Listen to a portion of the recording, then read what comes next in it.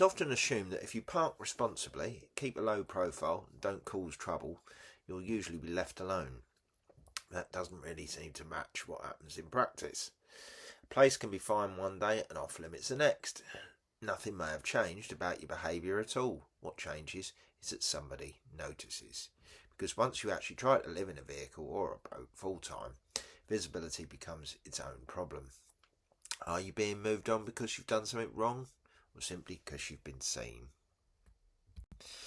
This is part 20 in the video series Living on the Road, Waterways, Off-Grid in the UK, Dickie Dread.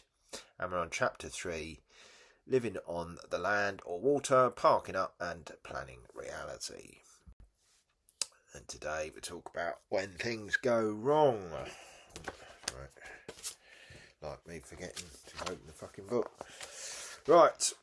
Despite careful behaviour, situations do change. A location that worked for weeks can suddenly become unavailable. A neighbour moves in. A business changes ownership. A complaint is made. Enforcement priorities shift. When problems arise, they often follow a predictable pattern. First comes awareness. Someone notices. Then comes concern. Someone decides that presence is the problem. Finally comes action. Someone contacts an authority or takes steps to remove the vehicle. God, I've got such itchy arm. Look at that. Bright bloody red. Fucking horseflies. Finally comes action. Someone contacts an authority or takes steps to remove the vehicle. The speed of this progression can vary. In some cases, it unfolds over days or weeks. In others, it can happen within hours. What the law covers and what it does not. The legal framework around roadside living is fragmented. There is no single law that governs the act of living in a vehicle. Instead, multiple areas of law intersect. Parking is controlled primarily through local regulations made under the Road Traffic Act 1984. These determine where vehicles can be parked, for how long, and under what conditions. However, these rules generally address the vehicle itself rather than how it is used. Obstruction is addressed under the Highways Act 1980. A vehicle that blocks access or interferes with the highway can be subject to action, but simply being present is not usually sufficient. More direct powers arise under the Criminal Justice and Public Order Act 1994, particularly in relation to unauthorised encampments. These powers are typically used when multiple vehicles are present or where land is occupied without consent. The Police, Crime, Sentencing and Courts Act 2022 extended these powers, including provisions for vehicle seizure in certain circumstances. However, these are generally applied in situations involving disruption, damage or repeated occupation rather than isolated vehicle living. In practice, most roadside situations are resolved informally, without formal legal action. So the knock and what it really means.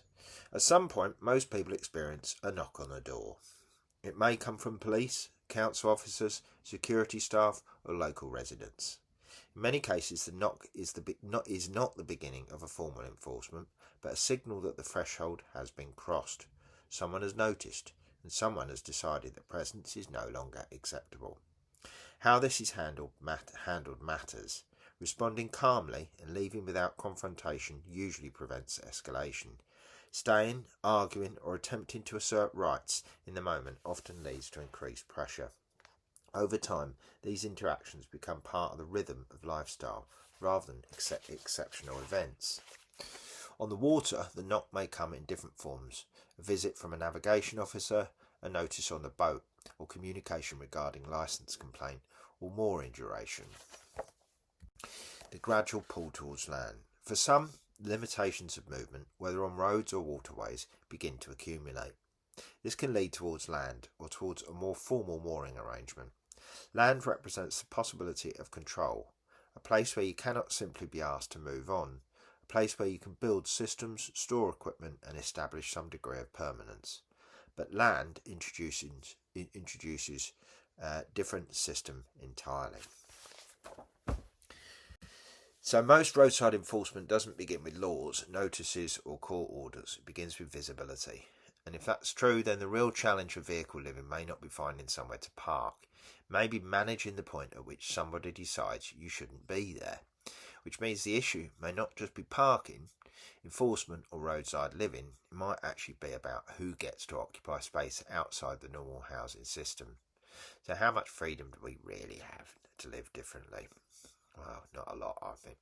Anyway, next up, we're still on chapter 3, living on the land or water, parking up and planning reality, and we'll move on to more about land.